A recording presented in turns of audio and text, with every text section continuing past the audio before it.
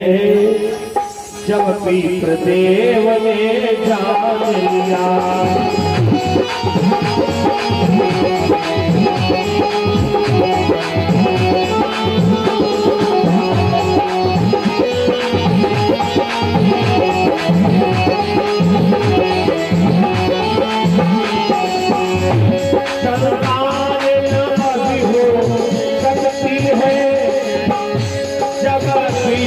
देव ने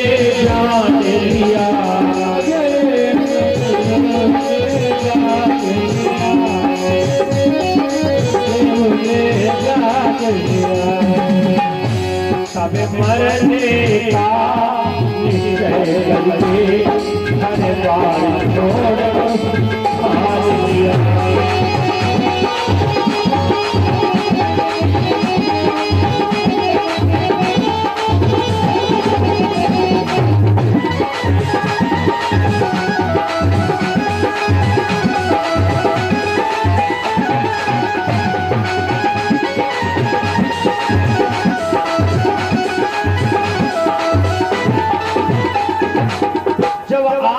ब्राह्मण ने ये जान लिया कि संतान की प्राप्ति हमको नहीं हो सकती है, श्मशान घाट पहुंचे जहां पर चिताएं जल रही थी। आत्मदेव ब्राह्मण ने मुर्दों से कहा, अरे मुर्दों, अपनी अवस्था हमें दे दो और हमारी अवस्था तुम ले लो। मुर्दों ने कहा, ब्राह्मण तुमसे अच्छे हैं जो कम से कम हम जल रहे हैं। आप जो ब्राह्मण उसी चिता में कूदना चाहा। जब चिता में कूदना चाहा तो उसी समय पर भगवान सन्यासी का भेष बना करके आ गए। आप देव का हाथ पकड़ लिया, ब्राह्मण आत्महत्या करने जा रहे क्यों? आत्मदेव ने कहा, प्रभु मैं मरना चाहता हूँ। क्यों मरना चाहते हो? आत्मदेव ब्राह्मण ने कहा, भगवान सुनता हूँ जो पापी अपने जीवन में पुत्र न पाते हैं।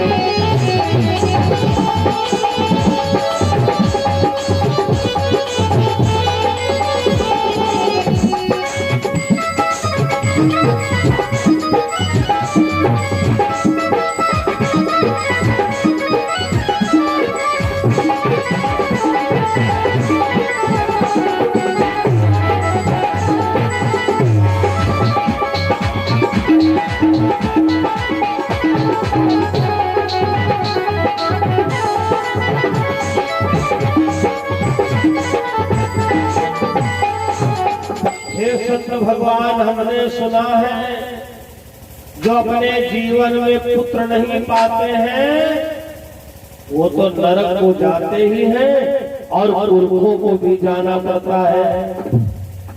भगवान बोले, आत्मदेव ये कहां पर लिखा है? किस वेद में लिखा, किस पुराण में लिखा? ब्राह्मण, इस समय तो पुत्र के दुख में वियोग में हो ना, मैं तुमको आशीर्वाद दे रहा हूं। भगवान ने एक झोली से फल निकाल करके दिया। आत्मदेव, इस फल को ले जाओ, इस फल को खा अपनी पत्नी को खिला देना, तुम्हें संतान की प्राप्ति होगी। आप जो ब्राह्मण फल लेकर के आए और अपनी पत्नी धुंधली से कहा, सुनो, एक संत भगवान ने फल दिया, इसको खा लो। धुंधली विचार करती है, पहली बात तो मैं संतान चाहती नहीं हूं। संतान चाहने का मतलब अपना जीवन मुसीबत में डालना। आधी रात को बच्चे ने भोजन मांगा तो भोजन देना है। रात को अगर बच्चे ने मलमूत्र किया है तो उसे कपड़े बदलवाने हैं। लुका छिपा कर गाय को वो फल दिया खिलाए।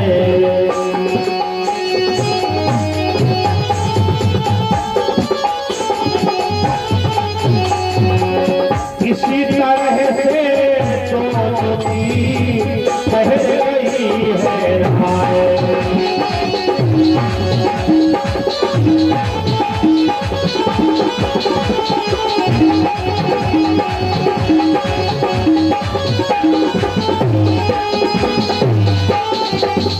दोनों की आपस में राय ठहर गई और लुका छिपा करके फल गैया को खिला दिया। कुछ समय के बाद गैया के बच्चा आया। लोग चर्चा करने लगे, पंडित जी आपकी गैया के बच्चा है। अब तो धुंधली को चिंता होने लगी, हाय मैंने फल गैया को खिलाया तो गैया के बच्चा आ गया। अब कहीं ऐसा ना हो बछड़ा की जगह पर मानव योनि का बच्चा पैदा हो। धुंधली ने नाटक किया, अपनी बहन को बुलवाया। महाराज हमसे काम धंधा नहीं किया जा रहा, हमारी बहन को बुलवा दो। आप जो ब्राह्मण सीधे साधे उसकी बहन को बुलवा दिया। समय आने पर गैया ने बच्चे का जन्म दिया, लेकिन वो पशु योनि का नहीं मानव योनि का बच्चा पैदा हुआ।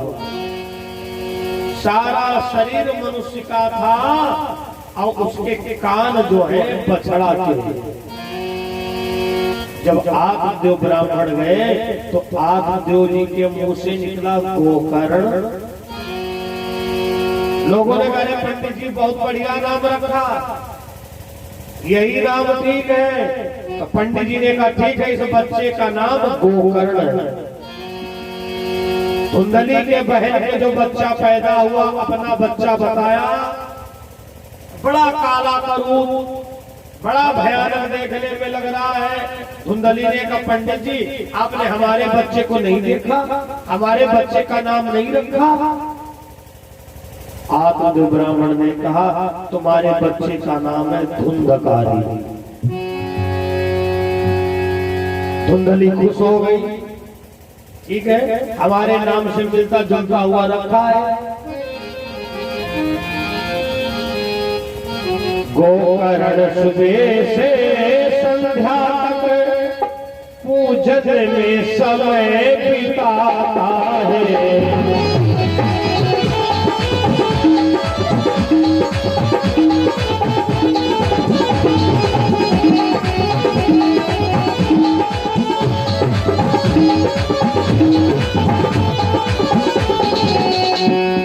नीच तुम्हें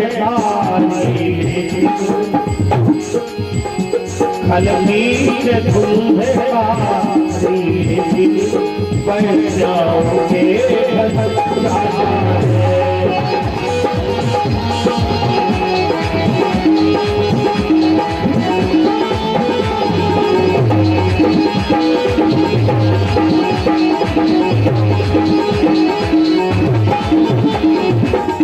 धुंधकारी का काम है जुआरियों की संगत करता है, शराबियों की संगत करता है। और गोकर्ण अपने पिता के साथ होता है, पिता के साथ में पूजन करता है। धीरे धीरे दोनों बालक बड़े हो रहे हैं। आप दो ब्राह्मण जब गोकर्ण को देखते हैं तो बड़ा खुश हो जाते हैं। जब धुंधकारी को देखते हैं तो यही कहते हैं भगवान इससे एक ही बेटा दिया होगा। एक दिन गोकर्ण ने कहा पिता तुम कुछ चिंता में डूबे रहते हो। आप देव ने कहा दरअसल में तुम्हारी प्रशंसा आती है और धुंधकारी के रोज उलहने आते हैं। गोकर्ण ने कहा पिताजी कहां दुनिया के चक्कर में पड़े हुए।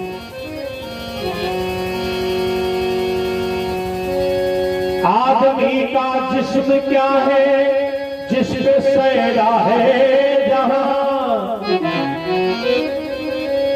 एक मिट्टी की इमारत एक मिट्टी का मकान, खून का गारा बनाया ईंट जिसमें हड्डियां चंद श्वासों से खड़ा है ये ख्याल आसमां।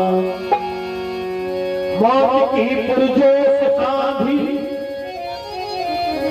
जब इसे टकराएगी टूट करके ये इमारत खाक में मिल जाएगी। अरे पिताजी 4 दिन की जिंदगी में कहां यहाँ के बंधनों में पड़ गए। संतानें 2 प्रकार की होती ही पिता, कोई सुख देती है और कोई दुख देती है।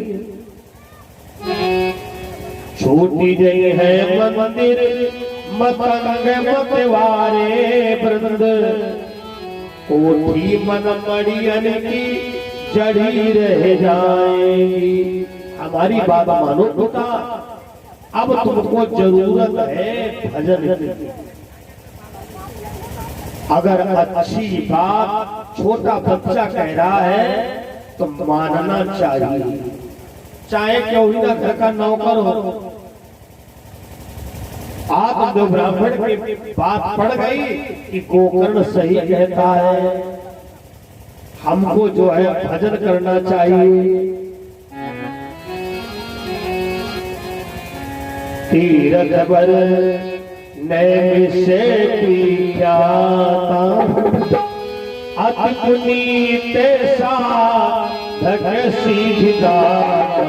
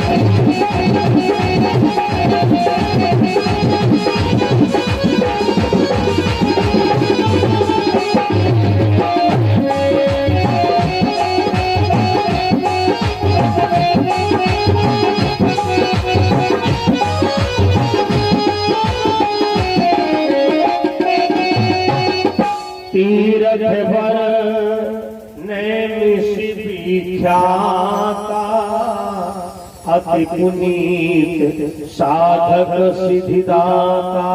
आप देव ब्राह्मण नैमिषारण्य तपोभूमि में आए और यहाँ आकर के तपस्या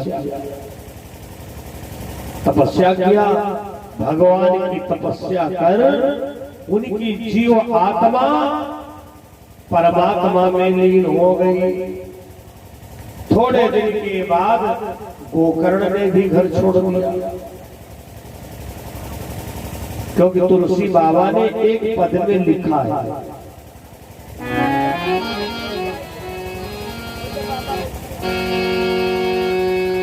सौ छाड़िए कोटि बैरी सबो यद्यपि परम सनेही। यद्यपि परम सनेही जाके प्रिय नारायण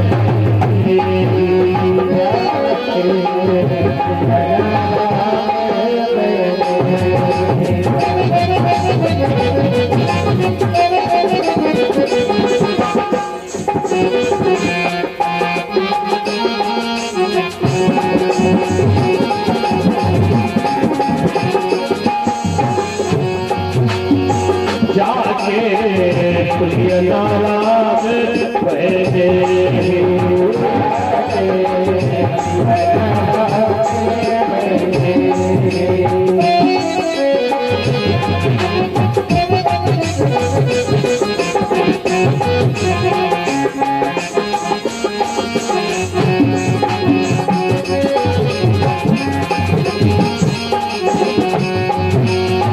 जाके प्रिय नाराम कहते जाके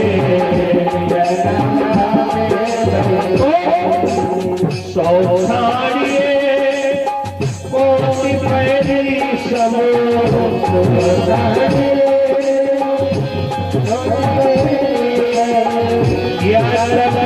परम सदेही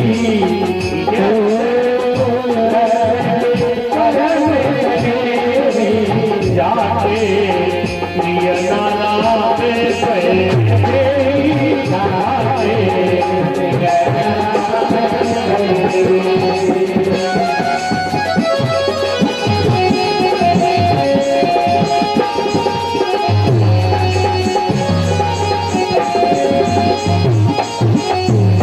किनको तजना प्रतिबंध है, लेकिन पुराण शास्त्रों में उसको तजना कोई गुनाह नहीं माना है। जैसे नंबर 1, पिता को नहीं तजना चाहिए। हम भी व्यास जी से शिक्षा देते हैं, रामायण में, भागवत में सब कहीं लिखा है, तजो पिता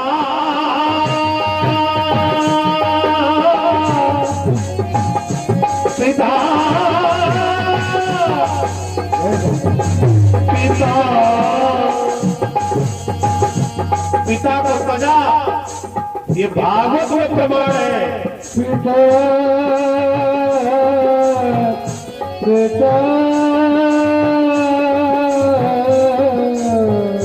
और देखो भागवत में पिता को तजा है, किसने? प्रहलाद ने। तजो पिता प्रहलाद।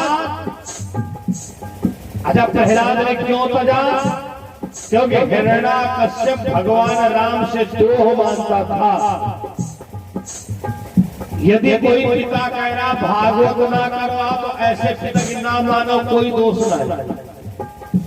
अगर कोई पिता कह रहा तुम बेटा मंदिर मत जाया करो, और तुमको कहीं से मार्ग मिल गया है कि मंदिर जाने से कल्याण है, तो ऐसे पिता का नहीं मानोगे, कोई पाप नहीं लगेगा। अजो पिता प्रहलाद भारती तजो महतारी।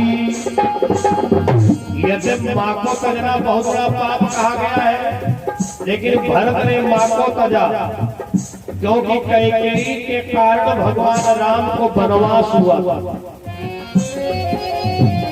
बलि गुरु तजो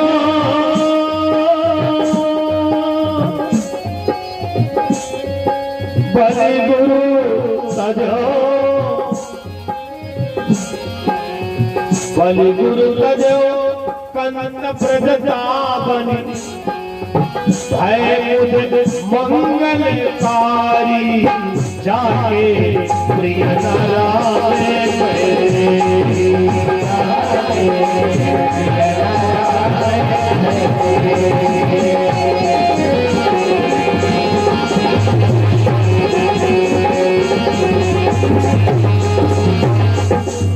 जाके प्रिय नाराम वैदेही। अब घर पर कितने लोग रह गए? धुंधकारी महाराज, धुंधकारी की मां धुंधली और गोकर्ण। गोकर्ण ने घर छोड़ दिया। क्यों? उस घर में राम की पूजा करने वाला नहीं कोई था, भगवान की पूजा करने वाला कोई नहीं था। तो गोकर्ण ने सोचा ऐसे घर को छोड़ दो। अब घर पर रह गए केवल 2 लोग, धुंधकारी महाराज और धुंधकारी की मां धुंधली। अब तो भैया धुंधकारी चोरी भी करने लगा, धुंधकारी चोरी भी करने लगा। पैस्याओं को पता चला ये जो धुंधकारी पैसा टका लाता, चोरी का लाता है। तो एक ने कहा तो तैयार रहो, जेल चलेंगे। ये ठगी डकैती का पेशा एक दिन प्रभाव दिखला देगा।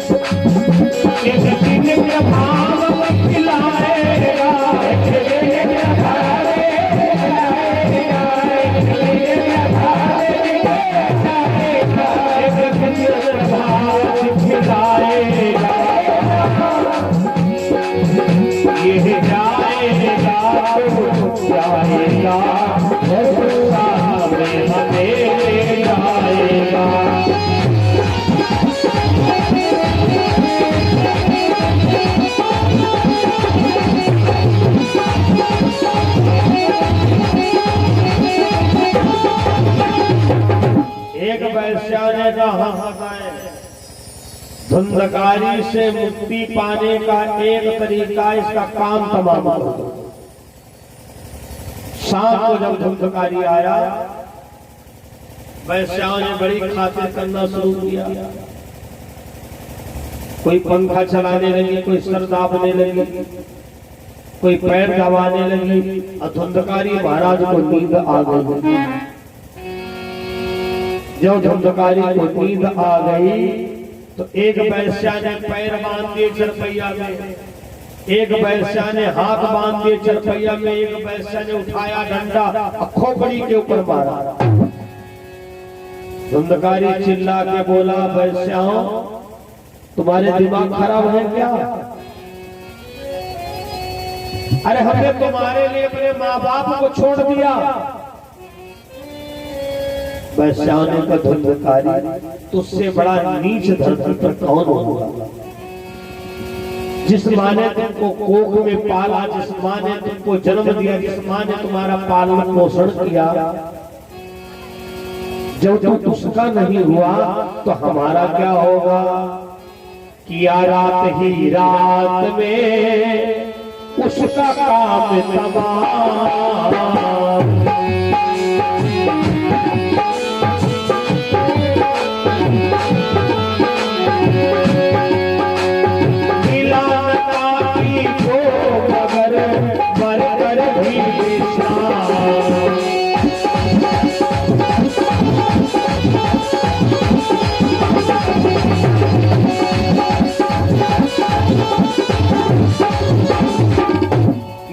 रात ही रात में उसका काम तमाम। धुंधकारी मर नहीं रहा था। एक वैश्या ने आग का चैला जलता हुआ और धुंधकारी के मुंह में खुरस दिया। धुंधकारी मर तो गया, मरने के बाद प्रेत बनता है। जब मरने के बाद प्रेत बना तो पूरे गांव को सताना शुरू कर दिया। किसी के जानवर को मार डाले, किसी के बच्चे को मार डाले। ये सूचना जब गोकर्ण महाराज को मिली कि हमारा भाई धुंधकारी प्रेत बना, अपने भाई के मोक्ष के लिए गोकर्ण महाराज गया जी गए, पिंडदान किया। 1 साल के बाद जब घर पर वापस आए तो घर पर क्या देखा?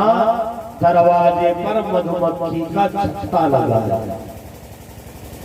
सावधान, अगर ऐसी कुछ स्थितियां हैं तो तुम्हारे घर पर पाप आत्मा का निवास हो गया है। दीवार में बबूल जम जाना, दरवाजे पर बबूल का पेड़ अपने आप उग आना, ये पाप आत्माओं के लक्षण है। गोकर्ण जब अपने घर आए तो क्या देखा? अरे ये तो श्मशान जैसा घर लग रहा है। जिस घर में तुलसी का वृंद था, जिस घर में भगवान की पूजा होती थी, जिस घर में भगवान का भोग लगता था, हाय उस घर की ये दशा है।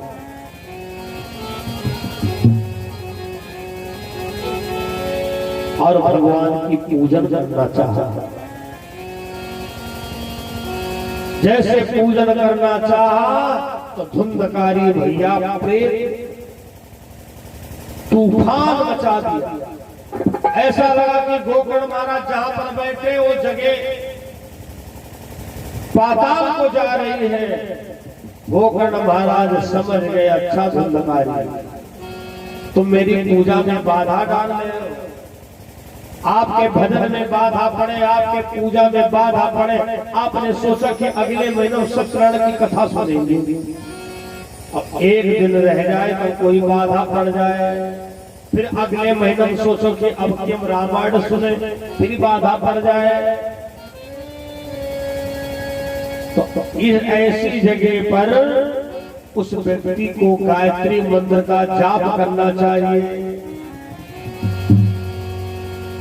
आप सभी लोग वेद माता गायत्री का ध्यान करें, जिससे वातावरण जहां तक आवाज जाए शुद्ध हो जाए। ओम भूर्भुवः स्वः तत्सवितुर्वरेण्यं भर्गो देवस्य धीमहि धियो यो नः प्रचोदयात्।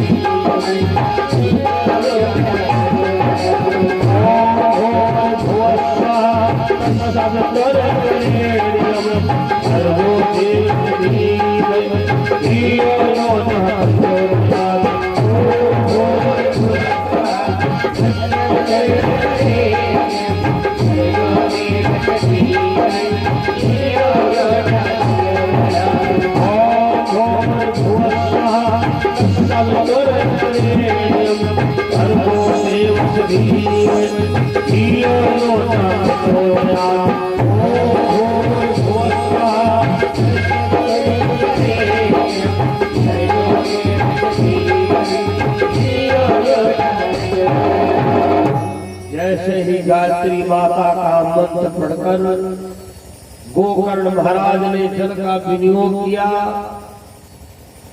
कथा प्रेमियों धुंधकारी सामने आ गया,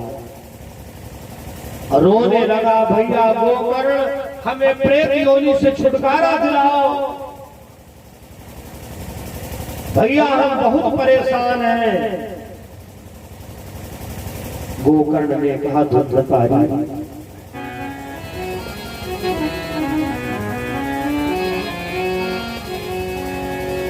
पहले तो सोचा नहीं, करता रहा बदनाम, ये भी तो सोचा नहीं क्या होगा अंजाम।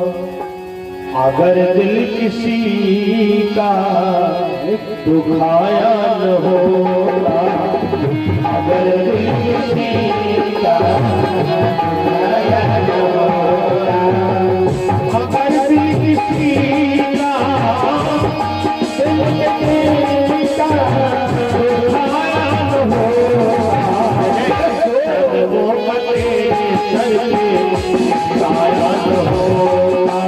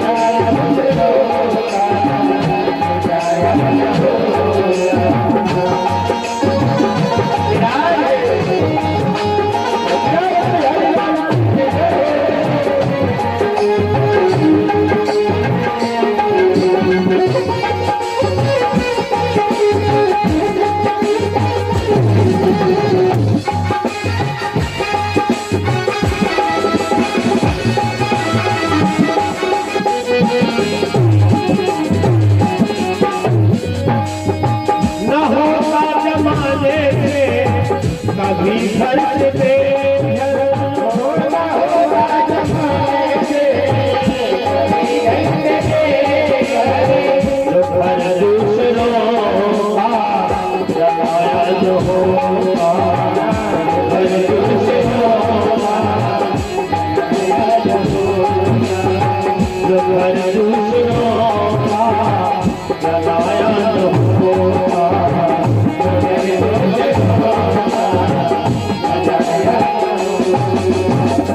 धुंधकारी रोने लगा, भैया हमें प्रेत योनि से छुटकारा दिलाओ। गोकर्ण ने कहा, धुंधकारी मैं तेरा भाई हूं, भाई चाहे जितना ही ना बैरी हो, लेकिन भाई के ऊपर जब संकट होता है तो भाई बर्दाश्त नहीं कर पाता है। गोकर्ण महाराज ने सूर्य भगवान की कठिन तपस्या किया, आखिर उनके सामने प्रगट सूर्य भगवान बोले, बेटा मांग लो जी चाहा वरदान। गोकर्ण वरदान मांगो, क्या चाहते हो?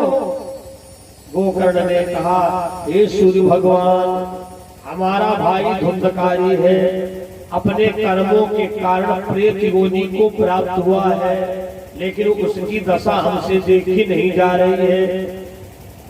अगर हमारी तपस्या से उसका कल्याण ना हो तो योनि परिवर्तित कर दो, हमें प्रेत योनि दे दो, उसे मानव योनि दे दो। सूर्य भगवान बोले, गोकर्ण ऐसा नहीं हो सकता है। अगर तुम सोचो कि हमारे भैया भागवत सुन रहे, हम भागवत सुने चाहे ना सुने, इस धोखे में मत रहना। हमारा लड़का तो दान पुण्य करता है, हम करें चाहे ना करें। ये तो भैया अपनी अपनी कमाई है। तुम मंदिर जाओगे तुमको मिलेगा, तुम भोजन करोगे तुम्हारा पेट भरेगा।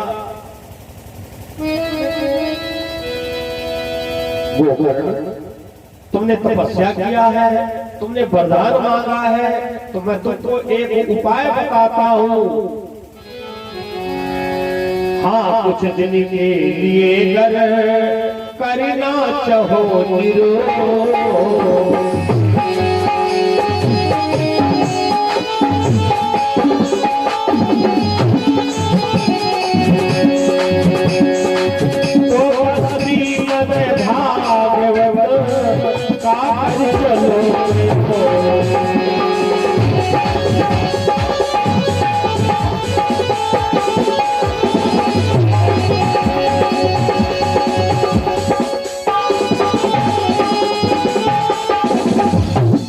कुछ दिन के लिए करना चाहो निरोगी, तो बस श्रीमद् भागवत का कर चलो प्रयोग।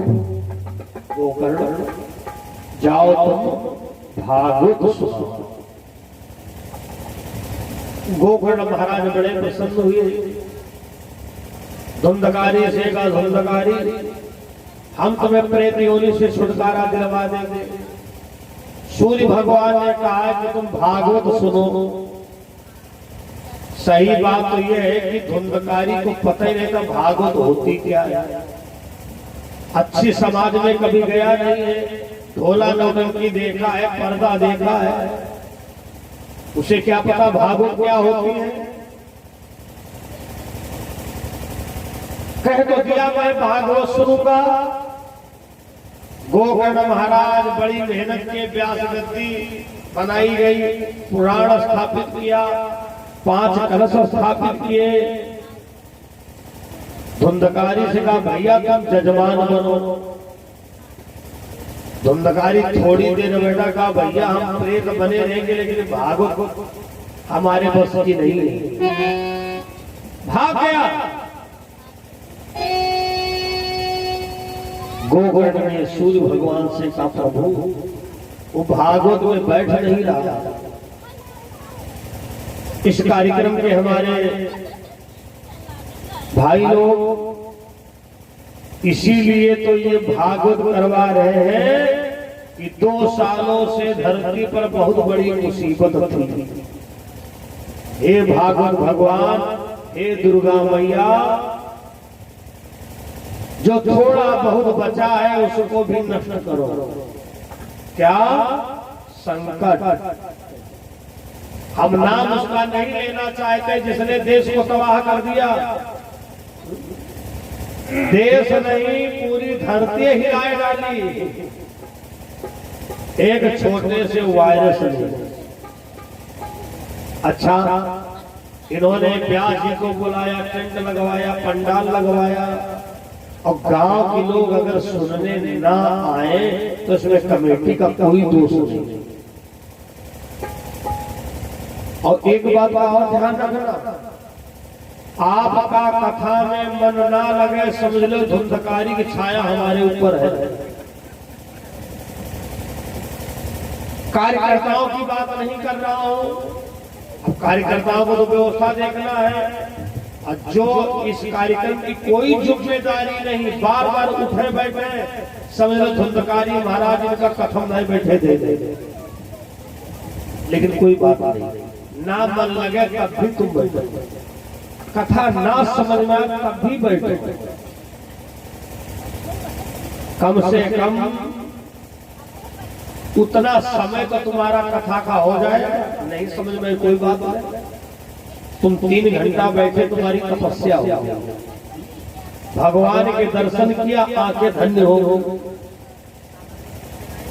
खाली तुम्हारे काने तो नहीं सुन पाए, तुम्हारी बुद्धि तो नहीं पड़ा।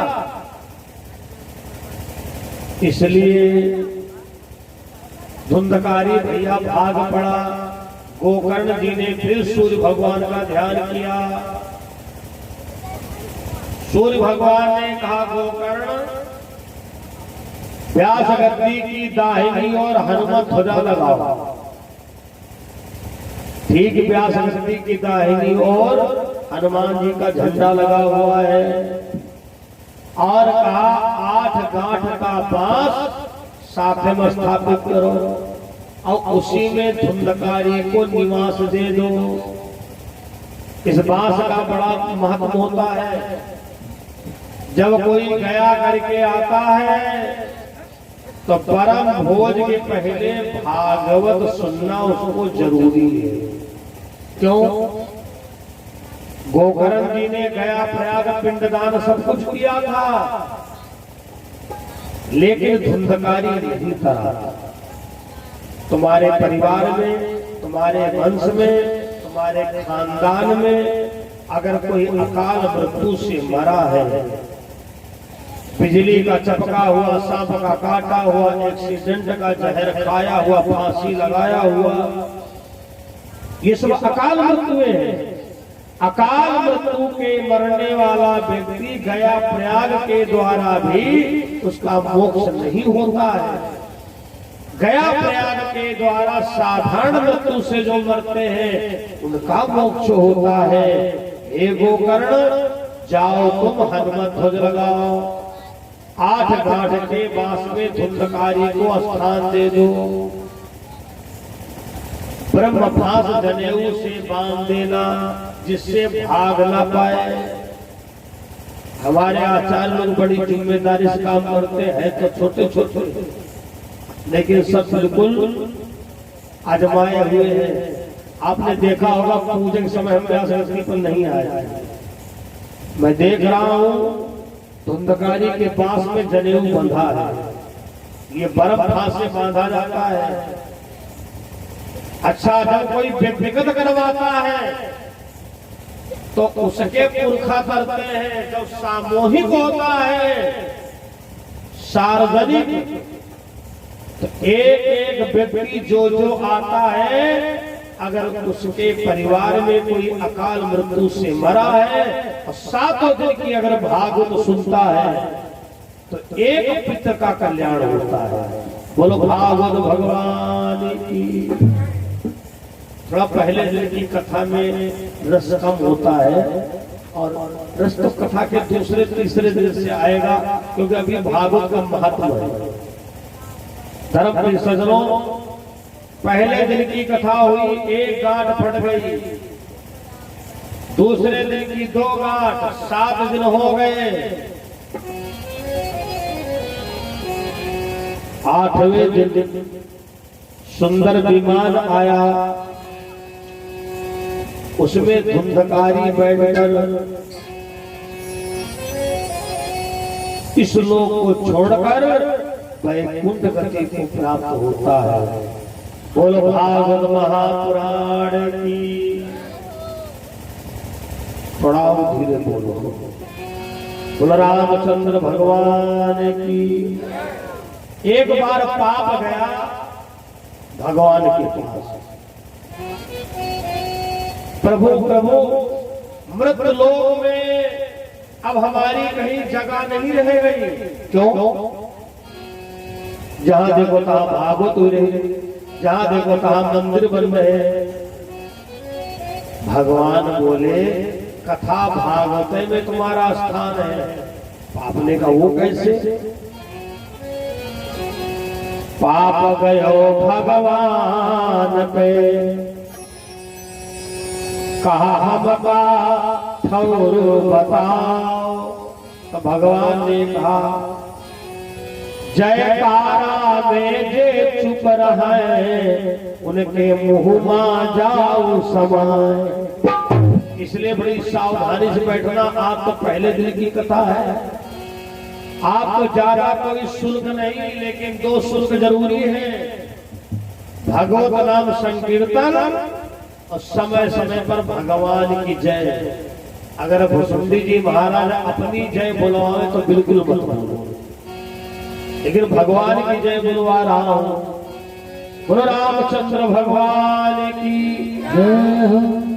बहुत बहुत धन्यवाद जो आप लोगों ने इतनी बड़ी बात मानने का प्रयास किए।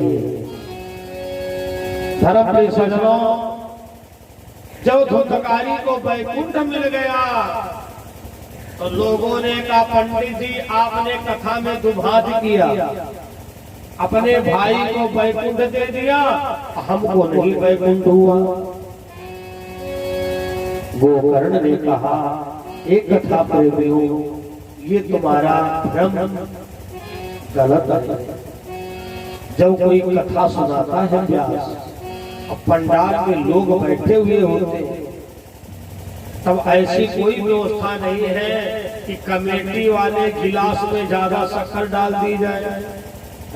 जो बिना कमेटी के उनके लोटा में कम शक्कर डाली जाए। कोई जरूरी नहीं कि कमेटी जो करवा रही उसको कथा का फल मिल रहा हो, क्योंकि कर सो करम करो विधिना, मन राखो जहाँ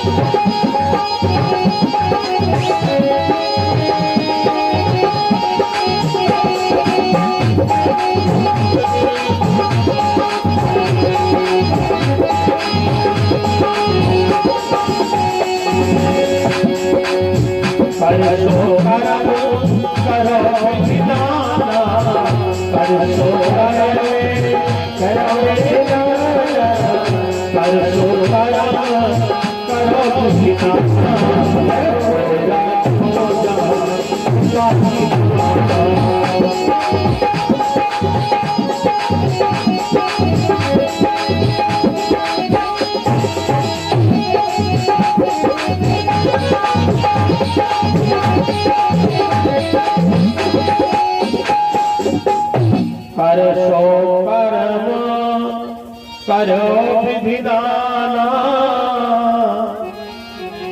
मन राखो जहाँ कृपा।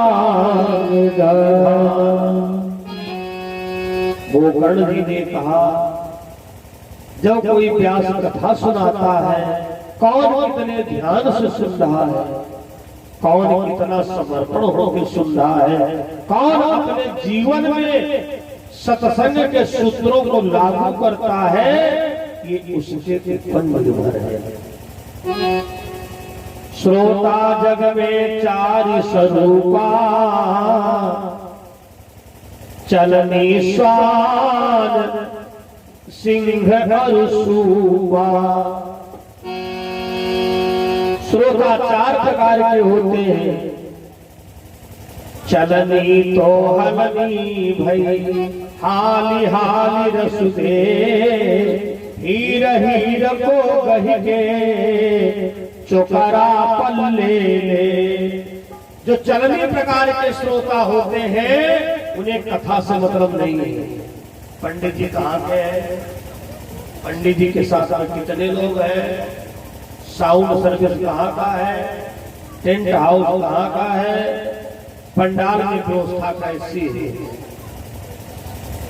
चलनी प्रकार वाले। चलनी श्वान, श्वान माने होता कुत्ता। जैसे दूसरे गांव का कुत्ता दूसरे गांव में आया तो उस गांव वाला पहले भौंकेगा फिर पूछ हिलाएगा, ना सुनेंगे ना सुनने देंगे। चलनी श्वान सिंह रूपी एक श्रोता होते हैं। आएंगे बाद में बैठेंगे, आगे कहो तो झगड़ा कर देंगे।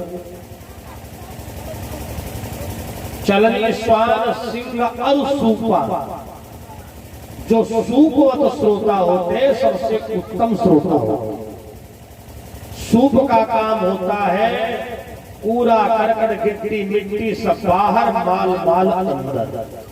तो इसलिए 7 दिन का अवसर है रामचंद्र भगवान की। एक माता रानी का भजन और उसके बाद में आरती की तैयारी होगी।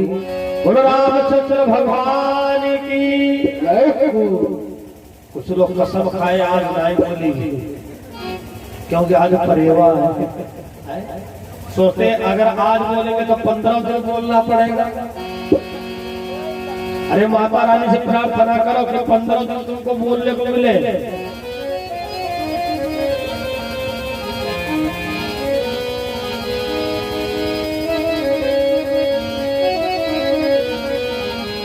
मां शारदे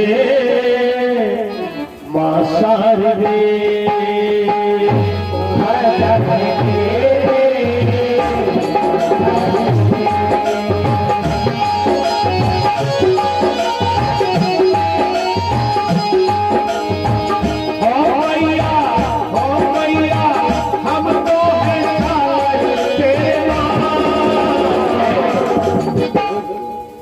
सब गाना।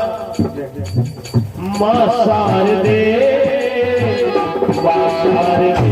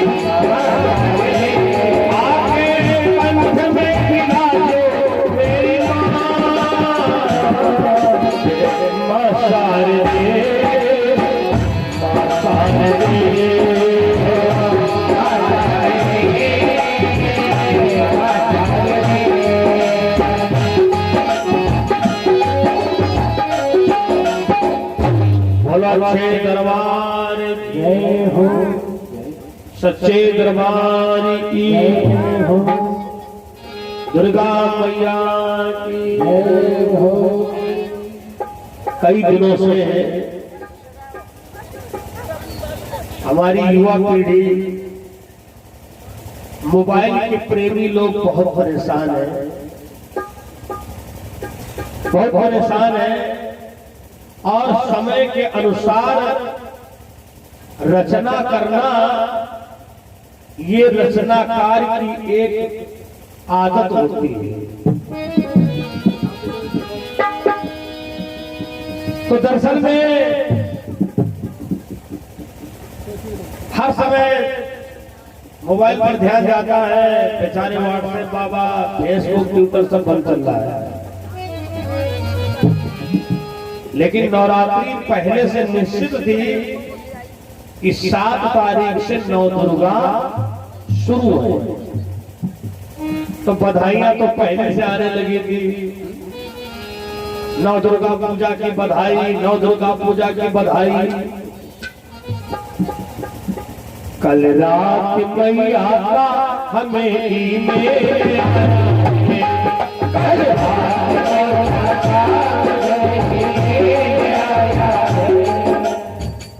ईमेल जब पहली बार हमारे ब्रजेश शुक्ला ने फोन किया था, तभी दुर्गा मैया ने निश्चित कर लिया था हमें भिलावा जाना है।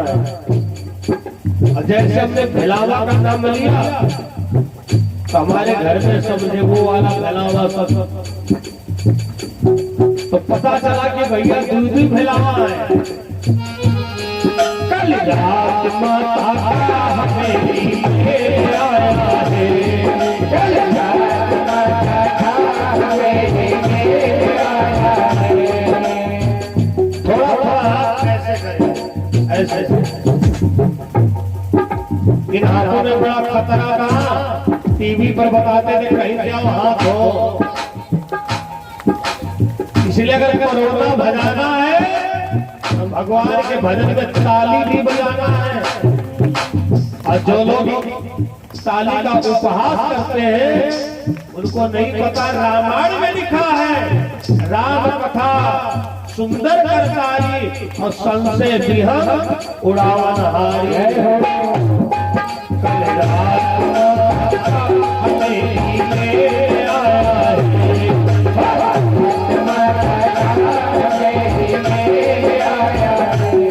देखिए अभी तक तो तुमने कथा सुना, लेकिन भजन में जब तक हम मस्त ना हो जाए, ऐसा ना लगे कि टेंट हाउस का पाइप है, ये बेचारा ना हिल सकता ना डुल सकता है। इसलिए अगर परमात्मा का थोड़ा बहुत तुम्हारे अंदर अंश है, भगवान के भजन में थोड़ा मस्त हो जाया करो। कल रात हमें आया है,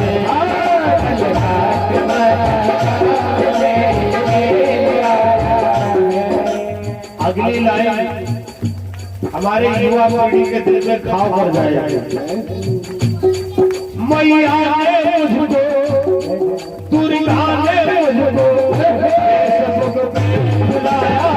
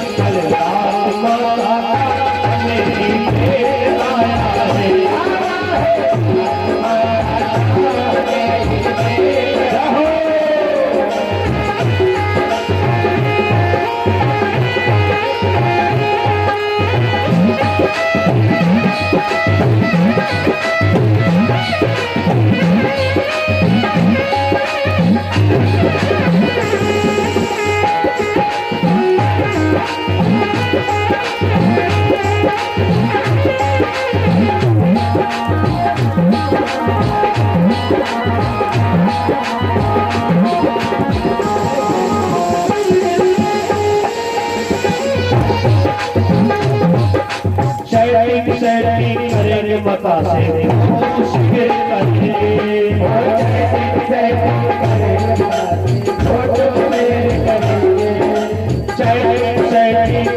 मता से मुश्किल करेंगे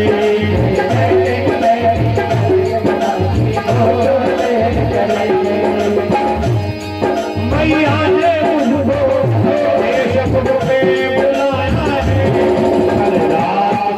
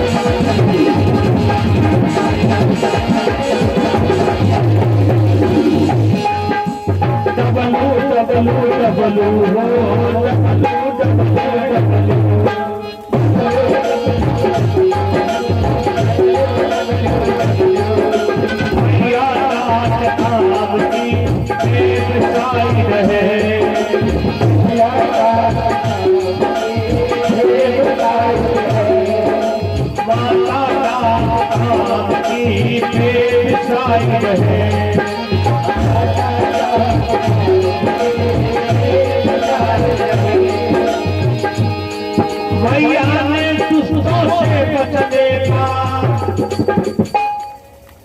ये जो इस समय हो रहा है एंटीवायरस बनाया है।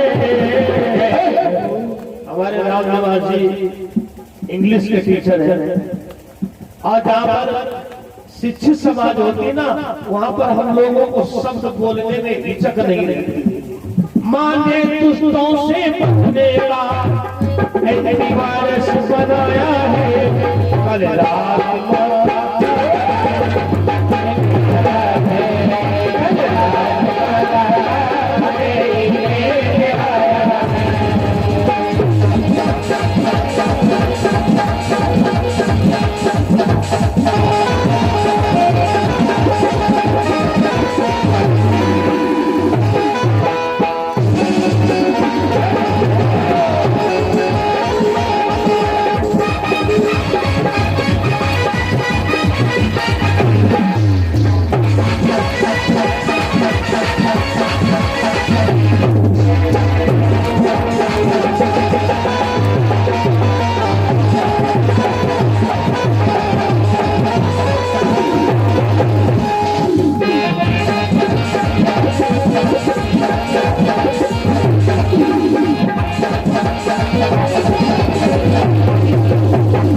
बोलो दुर्गा मैया